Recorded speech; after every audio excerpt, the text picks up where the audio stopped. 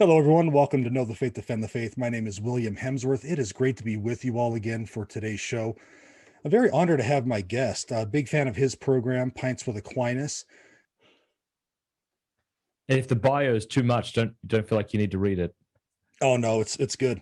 Okay. All right. Matt Fradd is the creator and host of the Pints with Aquinas podcast. He's the author and co-author of several books, including Does God Exist? A Socratic Dialogue on the Five Ways of Thomas Aquinas. Matt earned his undergraduate and graduate degrees in philosophy from Holy Apostles College and Seminary, which also awarded him an honorary doctorate. He lives in Steubenville, Ohio, with his wife Cameron and their 4 kids. Matt, how are you doing today? I'm doing really great. Thanks, William. I just come off of about 2 or 3 weeks of kind of vacation. We were at a big Catholic camp one week, and we went up to a friend's wedding in Notre Dame yesterday. So nice. It's good to be back home. Oh, great. That sounds like fun. Congratulations on your new book, How to Be Happy, St. Thomas's Secret to a Good Life. So I have to ask you, Matt, why this book, and why is now the time? Right. Well, I love Thomas Aquinas ever since I studied him in undergrad and then my graduate degree. The more I learned about him, the more I read him, the more I fell in love with him. And what I realized is Thomas Aquinas has a lot of beautiful things to say, right, about metaphysics and God's existence and even just war theory or whatever else. But he also has to say some really practical things about happiness and sorrow that can apply to all of us today. And so the more I read it, the more excited I got about it. And I thought, well, this would make a really cool book, because everybody, be they, Instagram influencers or motivational speakers or whoever else, are all telling us how to be happy. I thought we should go back to the sort of ancient wisdom of Aristotle and Aquinas to see what they have to say. Very good. Now, for our listeners who may not be familiar, and I know there's some crossover, we have a lot of my listeners also are subscribers to Pints with Aquinas. Cool. Can you tell us who St. Thomas Aquinas is and why he's important for the everyday Catholic today? Well, Aquinas was a 13th century Dominican priest, the most famous of the Dominican order, I would say. He wrote a lot. His most famous work is the Summa Theologiae, or a summary of theology. He's the patron saint of universities and teachers. Multiple popes have encouraged us to read his works. Some saying that you would learn more just by reading Thomas Aquinas than if you were to spend every hours or years, I'm sorry, reading other people. So he comes highly recommended as well. So yeah, for those reasons, I would encourage people to check him out. Okay. How does St. Thomas's view of happiness differ from what is prevalent in our world today? Yeah, so Thomas Aquinas, when he talks about happiness in the Summa Theologiae, he makes a distinction between perfect happiness, so what he calls beatitude, and imperfect happiness, or felicitas. And Aquinas says that we can't actually be fully happy in this life, right? Because when we talk about happiness, we're talking about that thing we desire for no other reason except itself. Nobody says, I want to be happy so that I can be rich. We say, I want to be rich so that I can be happy. Happy is the last end we seek. It's the reason we do all these other things. Aquinas says we can have a good degree of happiness through virtue in this life, but we can't be fully happy in this life, because the fulfillment of all of our desires is to be found in God, and we don't have face-to-face, as it were, intimacy with God in this life. So that is, I think, surprising for maybe even many Christians, that you want perfect happiness in this life? Can't have it. Not possible. This is a vale of tears in which we walk. So if you're out there wondering what's wrong with you because you don't always feel perfectly happy, you're not meant to. So there's nothing wrong with you, at least, if that's all we're talking about. Then he also has a list of things that we often turn to make us happy. And he shows us why they won't. Things like money and power and esteem or honors, or goods of the body, even goods of the soul. He doesn't just state these things don't make us happy. He gives arguments for why they don't make us happy. So that, I think that's another way in which his advice on how to be happy would differ from those in the world. Okay. What are some of those arguments that he gives us? Yeah, so I think ever since I was young, people have said to me, money won't bring you happiness in one way or another. And I don't know if I ever really believed them. I thought, well, I'll prove you wrong. Or as one comedian said, maybe money can't buy you happiness, but I don't know, it can buy you a jet ski, and people on jet skis seem pretty happy, which is kind of funny. But Aquinas says, okay, if happiness is the thing we seek above all other things, if it's the thing that, if it's that object which satisfies our will, our human nature, then money can't actually make us happy, because money is a means of exchange. So you want money not so that you can then lay down in it and never spend it. You want it in order to get something else. So Aquinas is saying, okay, maybe that something else can make you fully happy, but money obviously can't, since you have it in order to get something else. So what's the something else you want? Is it power? Here's why power can't make you happy. Is it honors? Here's why honors can't make you happy. So here's an example for honors, right? He'll say, I think all of us would, if we're honest, would say we would like people to think well of us. We want them to say kind things. I'd like my YouTube comments to be filled with glowing praises for what a wonderful person I am, That's not the case, of course. But you think, okay, well, why do you want that? Why do you think that will make you happy? Because that honor, that esteem that you seek, you can't ever have, because that honor and esteem resides in someone else, and so can't possibly be the object of your happiness. So then you might say, okay, well, what do you want to be honored for? Do you want to be honored for nothing? You just want to fool people? Or would you actually like to be praiseworthy because of something within you? And you'd say, well, something within me. Okay, what is that thing? Well, it's virtue, I suppose.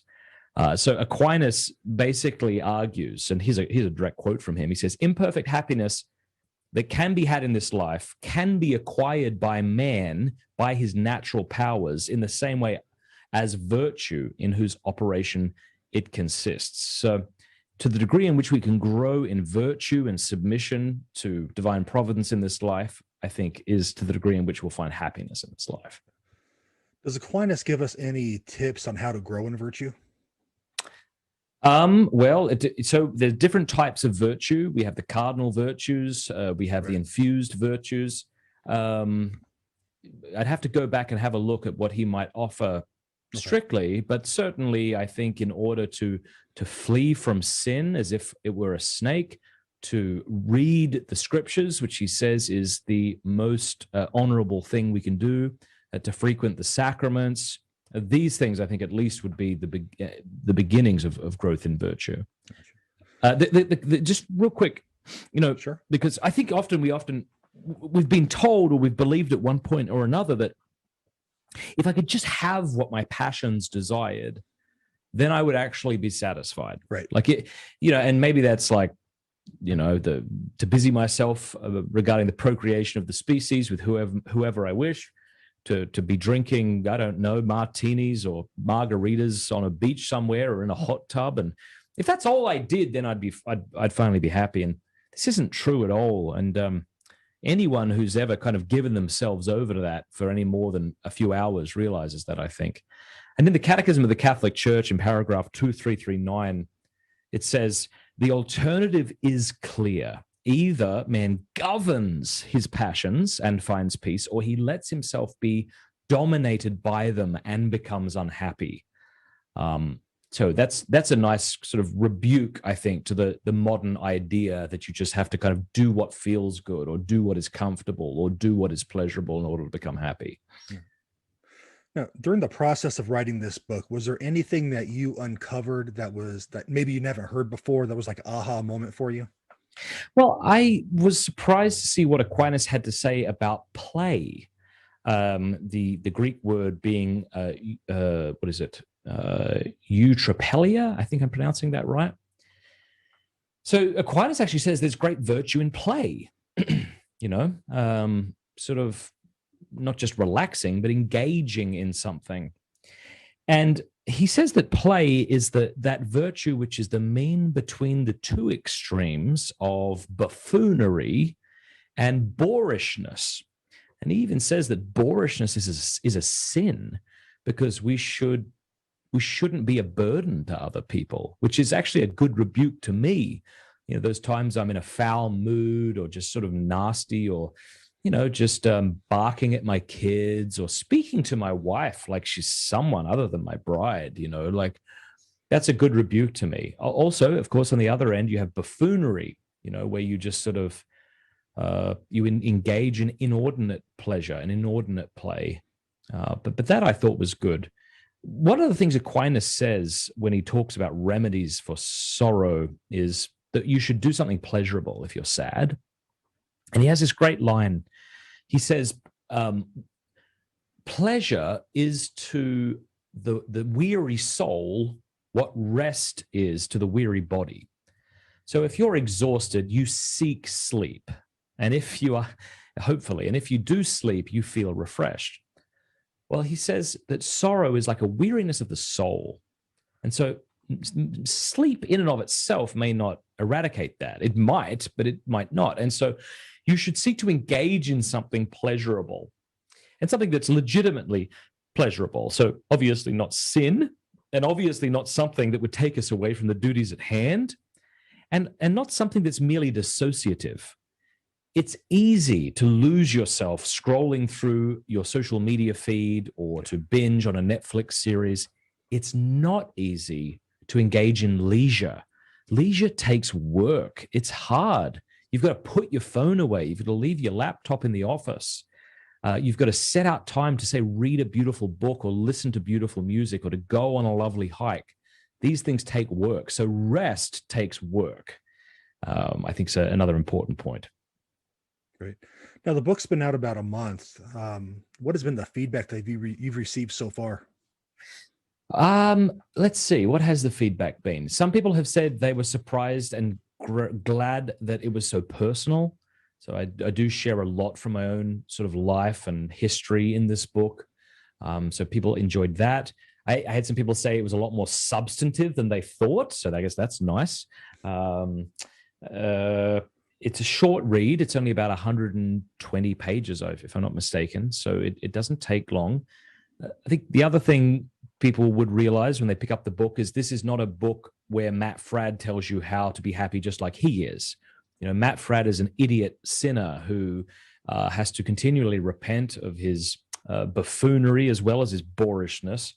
And so thank God this isn't a book from Matt Fradd's mind. This is really a book from look at the wisdom that the ancients have for us. Like, look at what Aquinas has to say to you. And if you listen to him, then you'll find, I think, much more wisdom than if you were to listen to, say, Tony Robbins, whatever good he might have to offer. I'm sure he does have some good, or anybody else for that matter. Where can our listeners pick up the book? Amazon's probably the best or easiest way. They can also get it from St. Paul's Center. Emmaeus Road is the publisher. It'll also be out on Audible, I think, in the coming weeks. So if people want to wait to listen to it, they could. But I would just ask, if people don't mind, if they do have the book, if they've enjoyed it, to leave us a 5-star review on Amazon, because that definitely helps. Yeah, absolutely. And Matt, with the time we have left, what's coming up on your program, Pints with Aquinas? I know you're doing some great stuff over there. Thank God. I hope we are. Got some interviews soon about the Latin Mass and the beauty of the Latin Mass in regards to what Pope Francis's motu proprio. I'll be interviewing some excellent biblical scholars in the coming weeks. So we're trying to do in-person interviews weekly at this point. So if people want to check that out, they could just go to YouTube and type in Pints with Aquinas, or go to pintswithaquinas.com to learn more. Okay. Well, Matt, thank you very much for coming on and talking about your book. Congratulations on it. And God bless you for everything you're doing. Thanks for having me on your show, William. My pleasure. Thank you. God bless.